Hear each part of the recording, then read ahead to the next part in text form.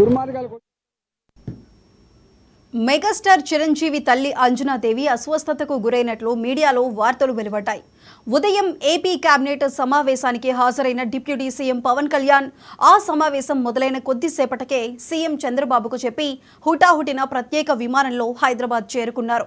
అన్నయ్య చిరంజీవి ఇంటికి వెళ్లిన పవన్ తన తల్లి అంజనాదేవి ఆరోగ్య పరిస్థితిని తెలుసుకున్నారు.